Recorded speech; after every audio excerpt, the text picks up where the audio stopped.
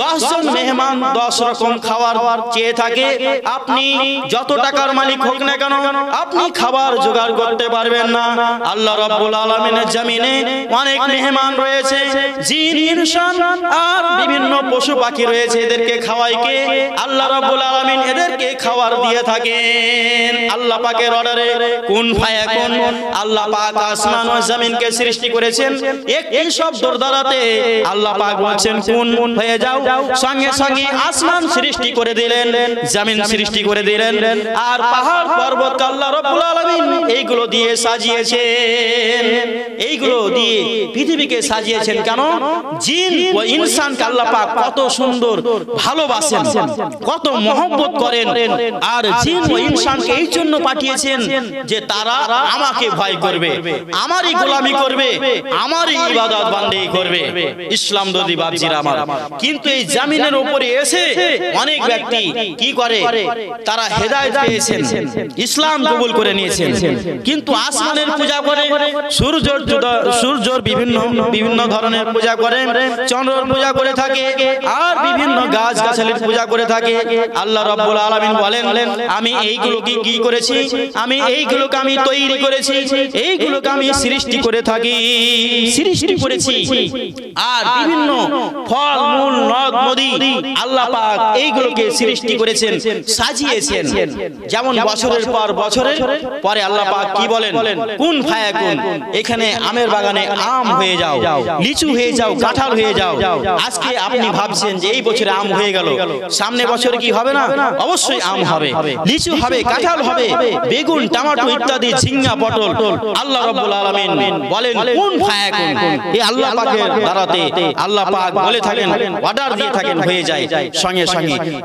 যতক্ষণ বলতে সময় আল্লাহ পাক বলতে বলা মাত্রই সেই জিনিসগুলো সৃষ্টি হয়ে যায়, তৈরি হয়ে যায়। আজকে আমরা মুসলমান, আমরা আল্লাহকে ভয় করি না। অনেক ব্যক্তি আল্লাহ পাককে বাদ দিয়ে অন্য কোনো ব্যক্তির সামনে মাথা নত করে থাকে। এইগুলো করলে হবে না, তাকে সঠিক পথে ফিরে আসতে হবে। যদি না আসে, দিল থেকে যদি তওবা না করে, ইখলাস না করে, আল্লাহ রাব্বুল আলামিন তার জন্য অনেক ভয়ানক ডেঞ্জার জায়গা তৈরি করে গেছেন। সেটা হচ্ছে জাহান্নাম, সেটা হচ্ছে অনেক ভয়ানক জায়গা, খতরা জায়গা। এই জায়গাতে আল্লাহ রাব্বুল আলামিন তাদের চুলের মুঠি ধরে ফেরেশতার দ্বারাতে আল্লাহ পাক নিক্ষেপ করে দেবেন। এটা হচ্ছে সূরাতুল ইয়াসিনের ঘোষণা। আল্লাহ পাক পরিষ্কার করে ঘোষণা করেছেন, জানিয়ে দিয়েছেন। ওই সমস্ত আসামীদেরকে আল্লাহ পাক কি করবেন? ফেরেশতাগণকে অর্ডার করবেন, যাও ওই ব্যক্তিদেরকে জাহান্নামে নিক্ষেপ করে দাও, তাদের চুলের মুঠি ধরে জাহান্নামে নিক্ষেপ করে দেওয়া হবে, যারা আল্লাহ পাককে বাদ দিয়ে অন্য কোনো ব্যক্তির উপাসনা করেছে, আর আল্লাহ পাককে ভয় করে নাই, অন্তরে কোনো ভয় রাখে নাই, কোরআন হাদিসকে বিশ্বাস করে নাই। আল্লাহ পাকের জমিনে থেকে সে ব্যক্তি চাউল, গম ইত্যাদি খাবার খেয়েছে, আল্লাহ পাকের শুকরিয়া আদায় করে নাই। আসমান থেকে বৃষ্টি পেয়েছে, আল্লাহ পাকের শুকরিয়া আদায় করে নাই। আল্লাহ পাক একদিনে অনেক জিনিস দান করে থাকেন। কি কি জিনিস দান করে থাকেন? যখন ফজরের নামাজ হয়ে যায়, অনেক ব্যক্তি ফজরের নামাজ পড়ে ঘুমিয়ে যায়, কিন্তু আপনারা ঘুমাবেন না, খবরদার ঘুমাবেন না। আপনার যেটা বরকত থেকে আপনি কি করবেন? দূরে সরে যাবেন, আপনি বরকত থেকে আপনি বঞ্চিত হয়ে যাবেন। তাই ফজরের নামাজের পরে আপনারা কেউ ঘুমাবেন না।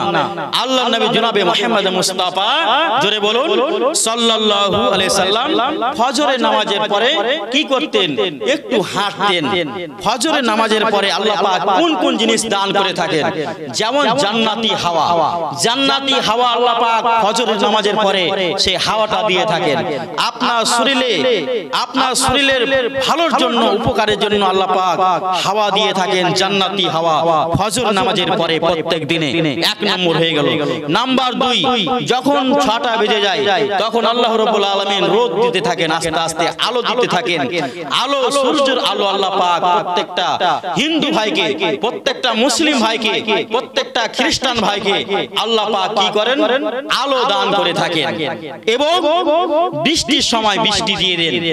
আল্লাহ পাকের ইবাদত তারা করুক চা না করুক, সেটা দেখার দরকার নাই, কিন্তু আল্লাহ পাক তাদেরকে রিজিকও দিয়ে থাকেন। জোরে বলুন সুবহানাল্লাহ। আল্লাহ রাব্বুল আলামিন জমিনের লোককে, জমিনের মানুষকে আল্লাহ রাব্বুল আলামিন কতই না ভালোবাসেন। এই জমিনকে সৃষ্টি করেছেন, এই জমিনটাকে তৈরি করেছেন, এই জমিনটাকে দস্তরখানার মতো বিছিয়ে দিয়েছেন। একটা দস্তরখানা, এই জমিনের উপরে আপনার সৃষ্টি হয়, তৈরি হয় ধান, গম, চাল, সরষা ইত্যাদি। এই জমিনের ভিতরে সৃষ্টি হয়ে থাকে পেট্রোল, ডিজেল, কেরোসিন তেল, সোনা, চাঁদি ইত্যাদি জমিনের ভিতর থেকে এবং জমিনের উপর থেকে। এই সমস্ত জিনিসগুলো আল্লাহ রাব্বুল আলামিন কি করেন? আপনাকে আমাকে দান করে থাকেন। যেমন মেয়েরা সোনা ব্যবহার করে, চাঁদি ব্যবহার করে, হীরা। এই বাঙালি হয়তো হীরা কম আছে, বিভিন্ন আপনার মহারাষ্ট্রে হীরা, এই হীরাগুলো আল্লাহ পাক কিভাবে সৃষ্টি করেছেন? বড় বড় সমুদ্র, এই সমুদ্রের ভিতরে আল্লাহ পাক হীরা, মুক্তা এইগুলো আল্লাহ পাক আপনাকে আমাকে সেখান থেকে কি করেছেন? উপহার দিয়েছেন। তাই অনেক বৈজ্ঞানিক গবেষণা করে তারা কি করেছেন? তারা সমুদ্রের ভিতরে চলে গিয়েছেন অক্সিজেন নিয়ে, সেখান থেকে তারা সংগ্রহণ করেন সোনা, চাঁদি, হিরে, রূপো। সে পানির ভিতরেই তারা 6 মাস 7 মাস থেকে যায়।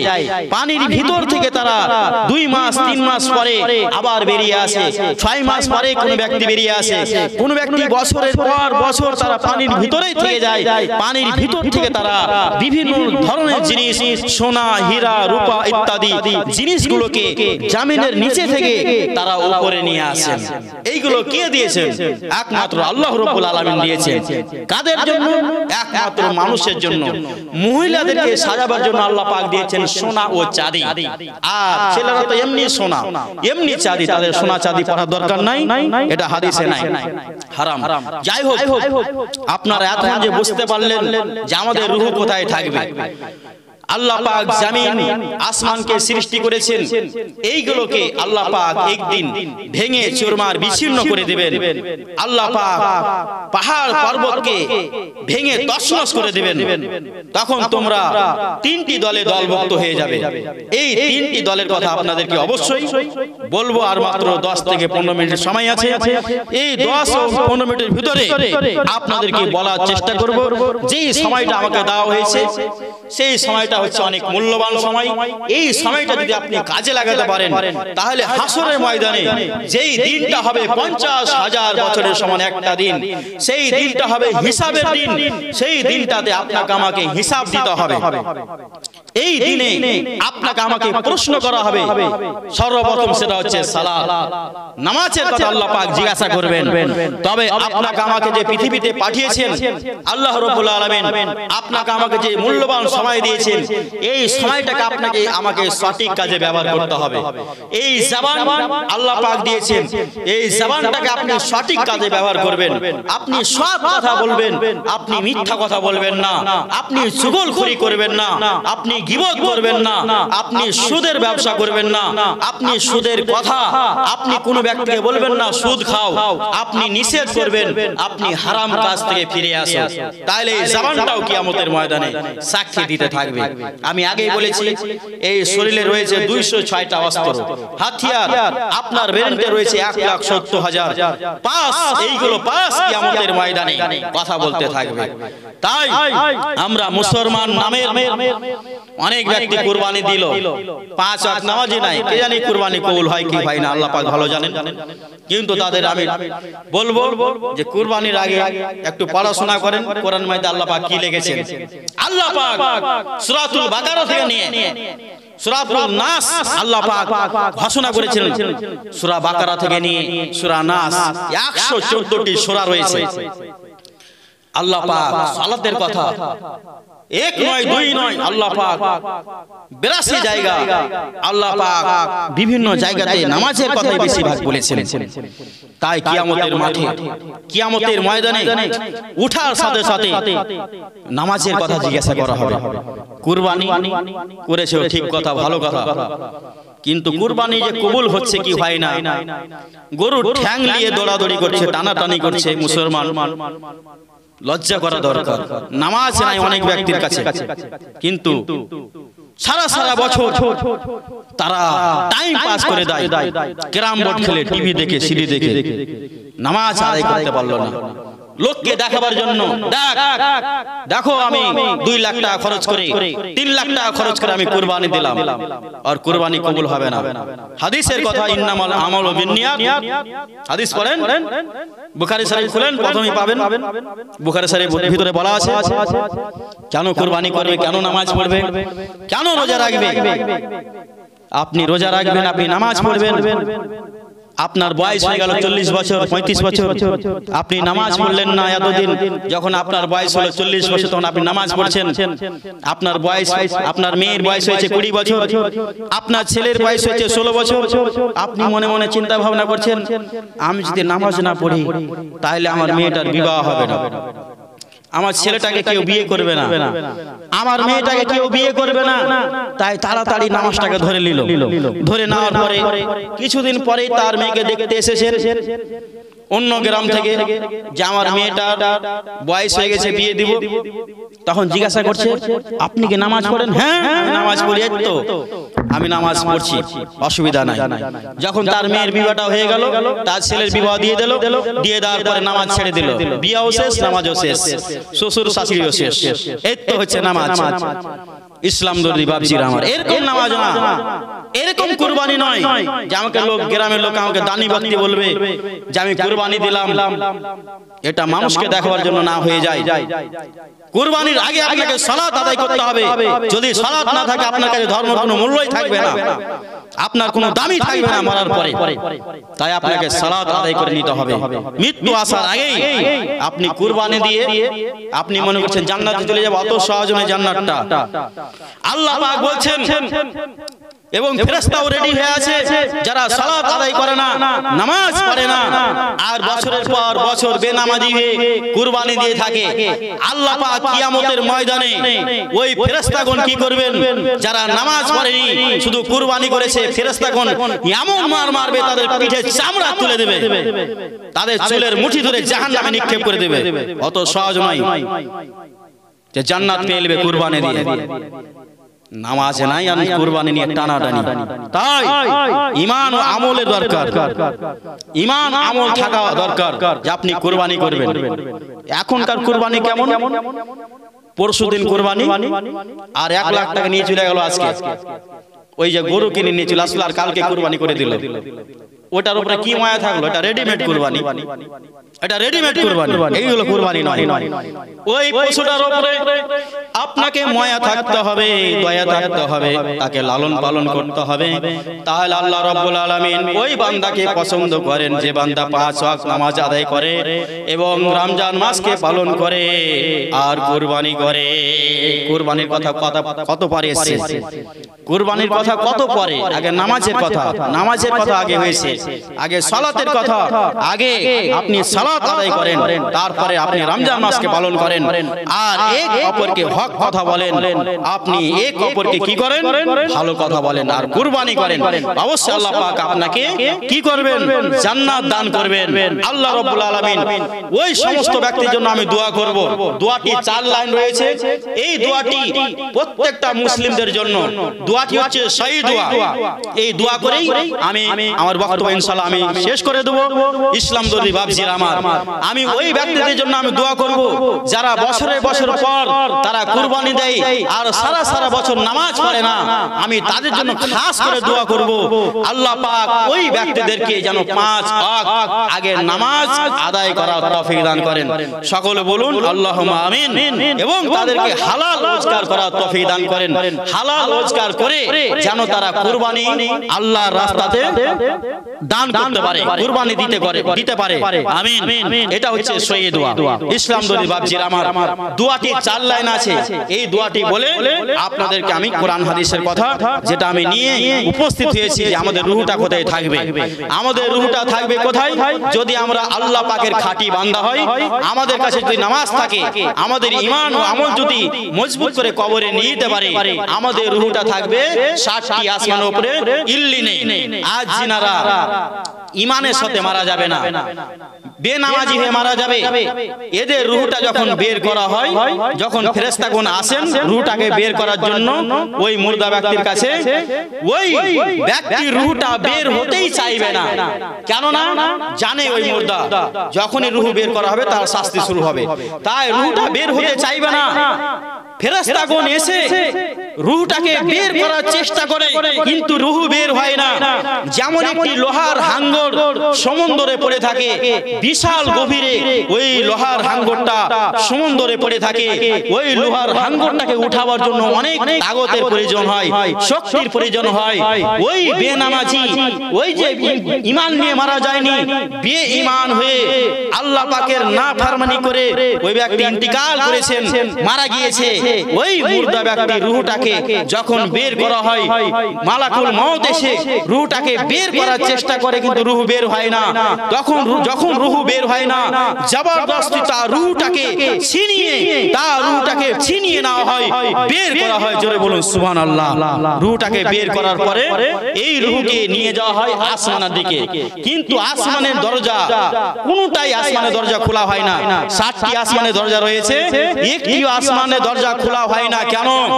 এই ব্যক্তি আল্লাহ পাকের নাফরমানি বান্দা, এই ব্যক্তি নামাজ পড়ে নাই, এই ব্যক্তি সঠিক কাজ করে নাই, এই ব্যক্তি হক কথা বলে নাই, এই ব্যক্তি কোরআন ও হাদিসের বাইরে কাজ করেছে, কোরআন ও হাদিসের কথা শুনেছে কিন্তু আমল করে নাই। এই ব্যক্তির রূহটা যখন আসমানের দিকে রওনা হয় নিয়ে ফেরেশতাগণ নাকে হাত দিয়ে বলে, এত বদবু, এত দুর্গন্ধ কোন ব্যক্তির? এই রূহটার জন্য আসমানের উপরে কোনো জায়গা নয়, কোনো জায়গা থাকার জায়গা না, এই রূহটাকে রাখা হবে না আসমানের উপরে। ফেরেশতাগণ ওই রূহকে মান সম্মান না দিয়ে, তাকে লজ্জা দিয়ে, তাকে গালাগালি দিয়ে, তাকে ছোট বড় কথা বলে, তাকে ওই রূহটাকে খবুসের বাচ্চা বলে তাকে আসমান থেকে রিটার্ন পাঠিয়ে দেওয়া হয় জমিনের নিচে, রিটার্ন পাঠিয়ে দেওয়া হয়। কেন? সে ব্যক্তি দুনিয়াতে ভালো কাজ করেনি, এক অপরের গীবত করেছে, চুগলখড়ি করেছে, দুর্নাম দুর্নীতি করেছে, এটা মৌলভী সাহেব ভালো না, ওটা মৌলভী সাহেব ভালো না, ওটা বক্তা ভালো না, ওই জন ভালো না, ওই মেয়ে ভালো না, ওই ছেলে ভালো না, নামাজ পড়েছে, এইগুলো কাজ থেকে আপনাকে দূরে সরতে হবে। তাইলে আপনার অন্তরটা কি হবে? ইখলাস হয়ে যাবে, শুদ্ধ হয়ে যাবে। ইসলাম দর্দি বাবজির আমার, ভাইয়ের আমার, এই রূহকে আসমান থেকে রিটার্ন পাঠিয়ে দেওয়া হলো, তাকে ট্রান্সফার করে দেওয়া হলো নিচে। এই জায়গাটার নাম হচ্ছে মিন সিজিল। এটা হচ্ছে অনেক ভয়ানক জায়গা, খতরা জায়গা। যাই হোক, আপনারা বুঝতেই পারলেন দুইটি জায়গার নাম। আমরা যদি সৎ কাজ করি, ভালো কাজ করি, অবশ্যই আপনার রূহটা, আমার রূহটা ভালো জায়গাতে থাকবে। তো আমি একটি মন্ত্র পেরেছিলাম, মন্ত্রটা পেশ করেছিলাম যে হিন্দুদের ধর্মে যখন বিবাহ হয়, খ্রিস্টানদের ভিতরে কি মন্ত্র পড়ে? বিষ্করম, মানে বিসমিল্লাহির রহমানির রহিম, বিষ্করম দেবরমালা ধরন লা ইলাহা সর্বলং শ্রেষ্ঠলং রসুলং বসুরি দায়মানা রাইস নাই কেমনা হতে ওং নমঃ শিবায় সর্বভূতে নমস্তস্যাই নমস্তস্যাই। এই মন্ত্র পড়ে তারা কি করে? হিন্দু ছেলে ও মেয়েদের বিবাহ পড়ায়। আর তারা পণ্ডিতরা কি করে? তারা এক অপরকে অর্ডার দিয়ে থাকে, তারা জোরে জোরে তারা বাজনা বাজাতে থাকে, যেন মুহাম্মাদের নাম তারা প্রকাশ না পায়, যেন গোপন রাখার চেষ্টা করে। কিন্তু আল্লাহ পাক বলছেন, কি বলেছেন? হক কথা অবশ্যই মানুষ জানতে পারবে, আর মিথ্যা দুর্বৃত্ত হয়ে যাবে। তাই তারা মুহাম্মাদের নাম অবশ্যই নেই, কিন্তু তারা ঈমান নিয়ে আসেনি। ঈমান নিয়ে আসেনি, না আসার কারণে তাদেরকে আল্লাহ পাক জাহান্নামে নিক্ষেপ করবেন। আল্লাহ পাক ওই সমস্ত ব্যক্তিদেরকে আল্লাহ পাক যেন সঠিক পথে ফিরিয়ে নিয়ে আসেন। সকলে বলুন আল্লাহুম্মা আমিন। তাই আমরা 5 ওয়াক্ত নামাজ পড়ব, আমরা নামাজ পড়ব, আল্লাহ পাক আমাদের ভালোবাসবেন। আমরা নামাজ পড়ব, আল্লাহ পাক আমাদের ভালোবাসবেন। আমরা তাহাজ্জুদের নামাজ পড়ে, আমরা তাহাজ্জুদের নামাজ পড়ে আল্লাহকে আমরাও ভালোবাসবো। আমরা তাহাজ্জুদের নামাজ পড়ে আল্লাহকে আমরাও ভালোবাসবো। নামাজের পারমিশন, নামাজের পারমিশন প্রত্যেকটা নর ও নারীকে আল্লাহ পাক কোরআনে দিয়েছেন। আল্লাহ পাক নামাজের পারমিশন আপনাকে আমার আমাকে দিয়েছেন। আপনার উপরে আমার উপরে আল্লাহ পাক নামাজ ফরজ করেছেন। আমরা নামাজ পড়ব, আল্লাহ পাক আমাদের ভালোবাসবেন। আমরা নামাজ পড়ব, আল্লাহ পাক আমাদের ভালোবাসবেন।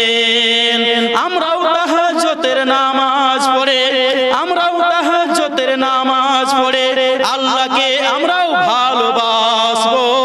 আমরাও তাহাজ্জুদের নামাজ পড়ে আল্লাহকে আমরাও ভালোবাসবো।